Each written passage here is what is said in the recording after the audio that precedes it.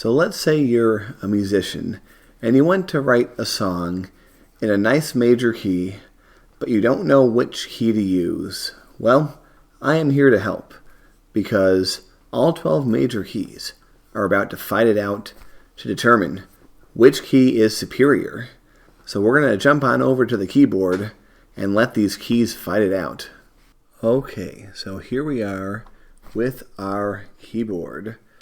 Now we have all the notes placed here, and it's pretty much all land, and there's a crossing across each of these, and a crossing across each of these.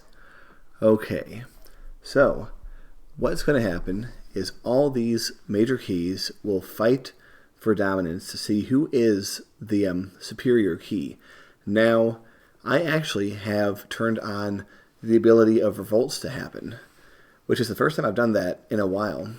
And the reason I've done that is because it only matters where the winning key exists at the end.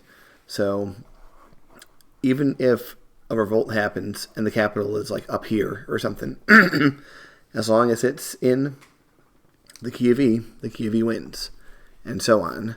So I think that will make for a more fun time. We'll also get to see if any of these original keys survive to the end. It's going to be interesting. So here we go.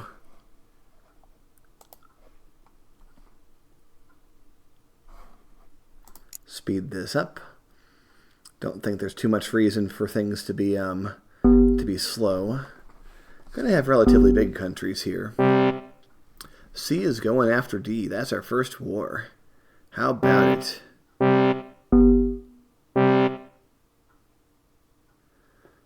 It would be nice if we had some sort of wrap that went around from one side to the other, but unlikely to be. Oh, the key of F is F'd.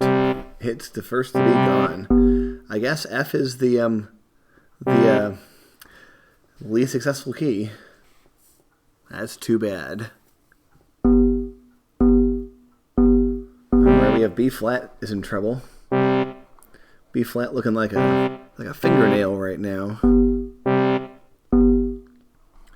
We've got some cross black key fighting up here. G doing pretty well.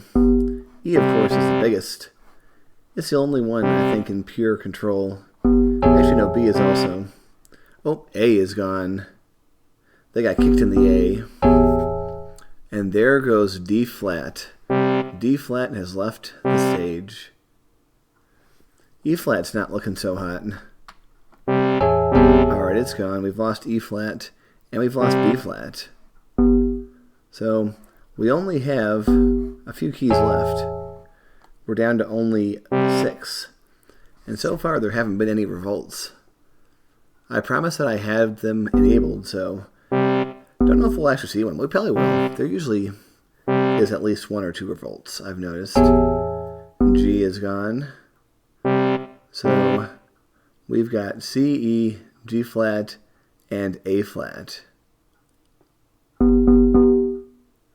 So we have a pretty funny chord if we put them all together.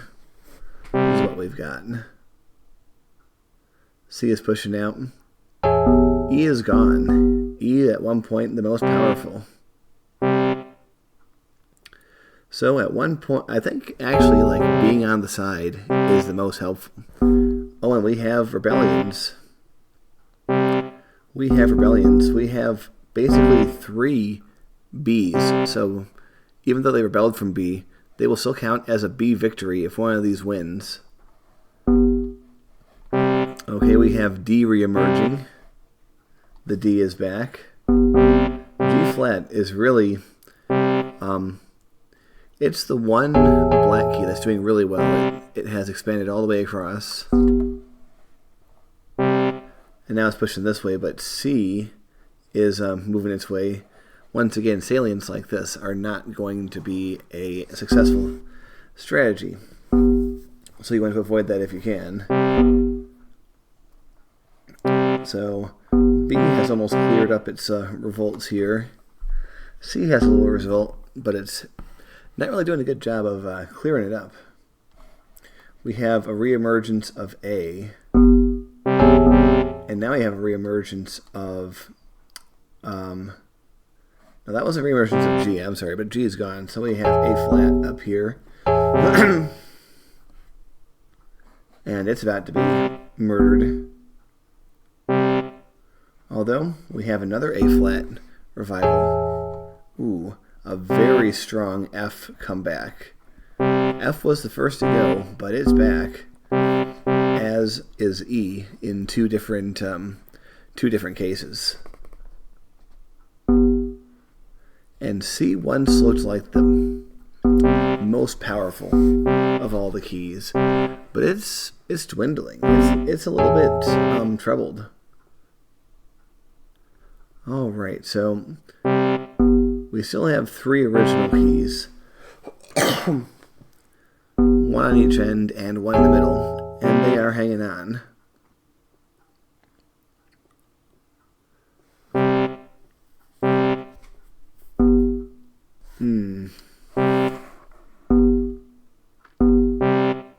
Oh man, what a big cutoff over here.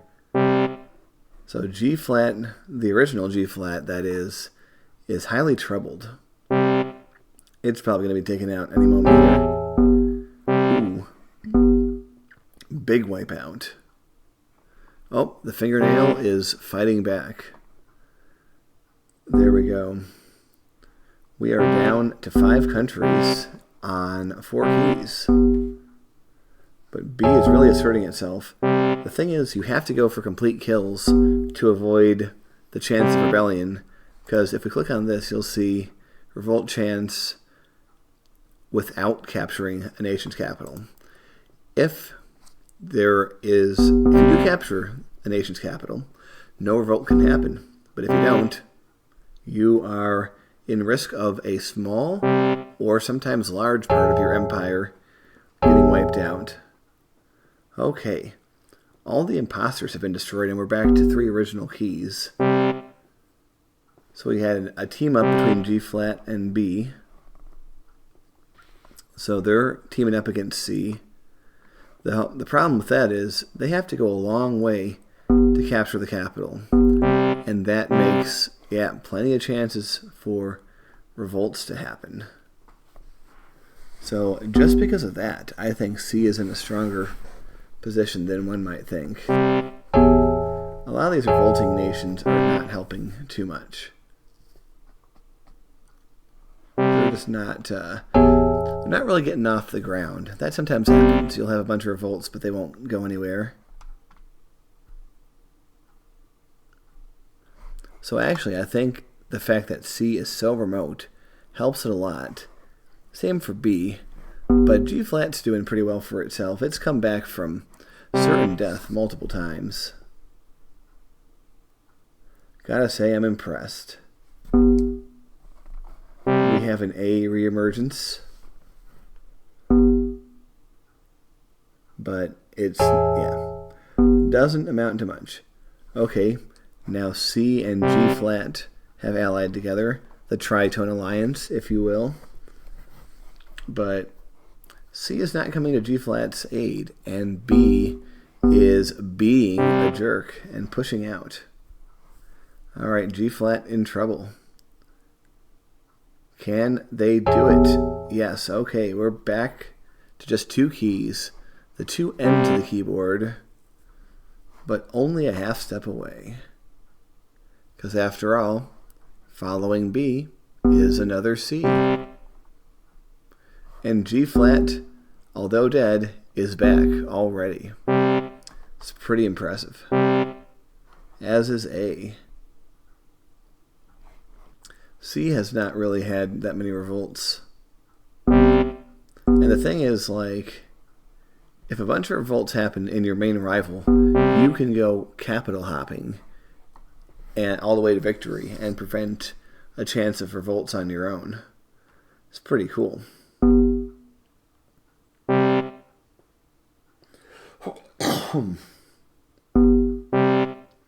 There is also the chance of a never-ending cycle of revolts that will prevent anyone from winning. That's also possible.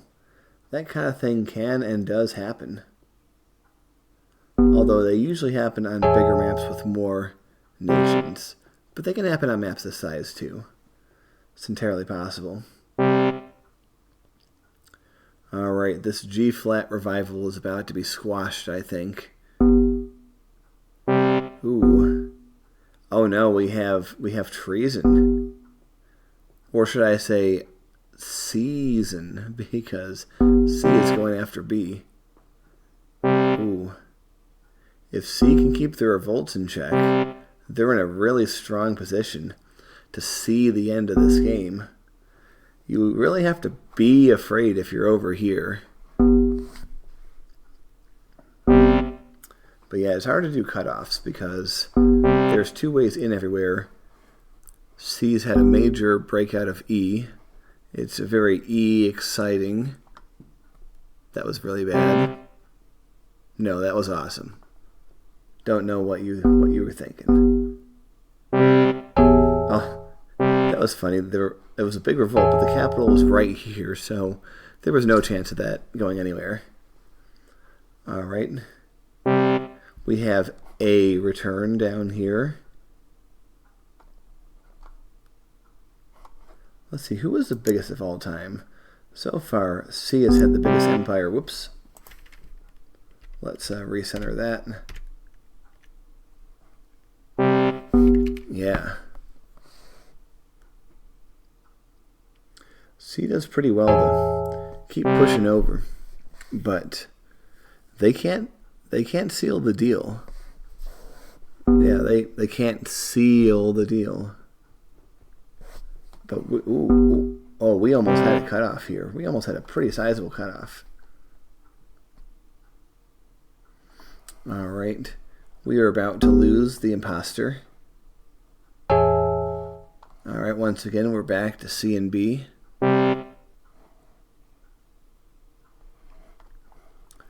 So we're getting close to a. I mean, if B pushed out a little bit further and gained control over the F, they would be in the dominant position, but can't quite get there.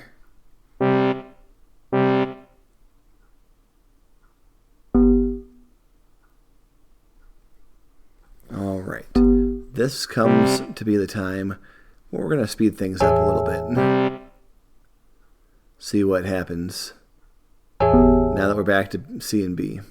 But yeah, we'll speed it up.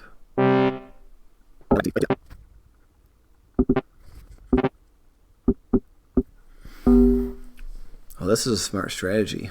By going after that capital, they will not have any revolts and have a chance to strike at B. So this could be game-changing, game-ending even, if they just make it over here. Ooh. Very tight. B has moved their capital, by the way. It's down here. But it's too little, too late. See you later, everybody. Because C is the superior key. Well, now you can see who our victor is. And so that's the superior key. It's been determined, and there's no arguing. So thanks for watching, and see you next time.